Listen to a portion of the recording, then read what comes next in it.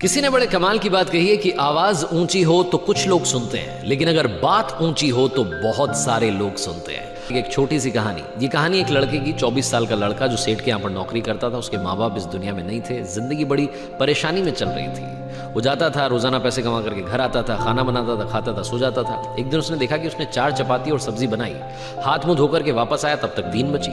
दूसरे दिन भी यही हुआ। तीसरे दिन उसने ध्यान रखा और चूहे को पकड़ लिया। एक चूहा मोटा सा चपाती लेके जा रहा था। चूहे को पकड़ा तो चूहे ने कहा कि भैया मेरी किस्मत का क्यों खा रहे हो, मेरी चपाती तो मुझे ले जाने दो। तो लड़के ने कहा बेटा मेरे पास में ज्यादा पैसा नहीं, सिर्फ 4 मैंने बनाई है चपाती, उसमें से एक तुम ले जा रहे हो, मैं क्या करूंगा, मेरी जिंदगी ने मुझे बेहाल कर रखा है। तो चूहे ने कहा कि तुम्हारे सारे सवालों के जवाब तुम्हें एक इंसान दे सकता है। लड़के ने पूछा कि कौन है? तो चूहे ने कहा कि गौतम बुद्ध है, उनके आश्रम में जाओ, उनसे अपनी जिंदगी के बारे में पूछो, वो तुम्हें रास्ता बताएंगे कि करना क्या है। लड़के ने कहा बहुत बढ़िया बात है, चूहे की बात मान ली। गौतम बुद्ध से मिलने के लिए चल पड़ा। सेठ से छुट्टी ले ली 5-6 दिन की। रास्ता लंबा था, रात हो गई। इस लड़के को कुछ दिखाई नहीं दे रहा था। थोड़ी दूर पर एक हवेली दिखाई दी, वहां गया, जाकर के शरण मांगी। हवेली की मालकिन ने पूछा कि बेटा कहाँ जा रहा है? तो लड़के ने कहा कि गौतम बुद्ध के आश्रम जा रहा हूँ, उनसे मिलने के लिए। तो मालकिन ने कहा कि बहुत बढ़िया जगह जा रहे हो, गौतम बुद्ध से हमारे एक सवाल का जवाब लेकर के आना, अगर वो सवाल का जवाब दे दे। तो लड़के ने कहा जरूर, आपका सवाल पूछूंगा, बताइए। तो हवेली की मालकिन ने कहा कि बेटा मेरी 20 साल की बेटी है, जो 20 सालों से एक शब्द नहीं बोली है, बोल नहीं सकती है। बस उनसे पूछ लेना कि ये बेटी कब बोलेगी। ये बोलते बोलते उनकी आंखों में आंसू आ गए। लड़के ने कहा माता जी आप परेशान मत हो, मैं जाऊंगा और आपके सवाल का जवाब जरूर लेकर आऊंगा। लड़का अगले दिन चल पड़ा।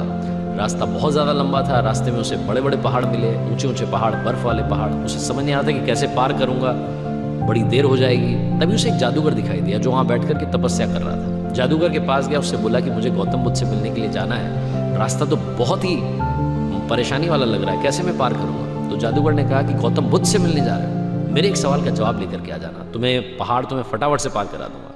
लड़के ने कहा आपका सवाल बताओ। तो जादूगर ने कहा कि 1000 सालों से यहाँ पर इसी पहाड़ पर तपस्या कर रहा हूँ स्वर्ग जाने के लिए, मुझे समझ नहीं आ रहा कि स्वर्ग कब जाऊंगा। तो लड़के ने कहा ठीक है, आपके सवाल का जवाब लेकर के आते हैं। जादूगर ने छड़ी घुमाई, लड़के को पहाड़ पार करा दिया। मैदानी इलाका आ गया, वहां पर एक बड़ी सी नदी थी। लड़के के सामने फिर से समस्या थी कि अब ये नदी कैसे पार करें। तभी उसे वहां पर एक बड़ा सा कछुआ दिखाई दिया। कछुए से मदद मांगी कि आपकी पीठ पर बैठा करके मुझे नदी पार करा दीजिए।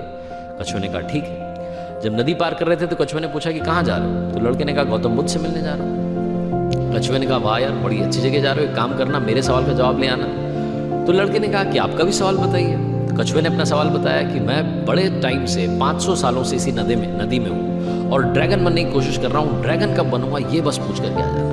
लड़के ने कहा ठीक है। लड़का पहुंचा आश्रम में, गौतम बुद्ध के पास। प्रवचन चल रहा था, प्रवचन खत्म हुआ। गौतम बुद्ध ने कहा कि हर कोई मुझसे सवाल पूछ सकता है, लेकिन सिर्फ 3 सवालों के जवाब दिए जाएंगे।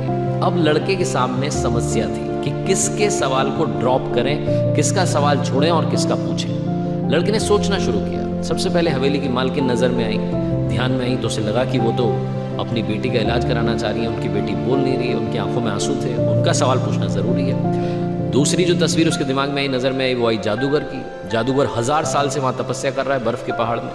तीसरी तस्वीर आई कछुए की, जो 500 साल से नदी में ड्रैगन बनना चाह रहा है। फिर लड़के को अपनी तस्वीर नजर आई, जो सेठ के यहाँ पर एक लड़का नौकरी कर रहा है। लड़के ने सोचा कि मैं तो नौकरी कर ही रहा हूँ, खाना खा ही रहा हूँ, ठीक चल ही रहा है, थोड़ी और मेहनत करूंगा, कुछ बदलूंगा। इन 3 लोगों की जिंदगी में बदलाव लाना जरूरी है, इन 3 के सवाल पूछने जरूरी है। लड़के ने गौतम बुद्ध से तीनों के सवाल पूछे।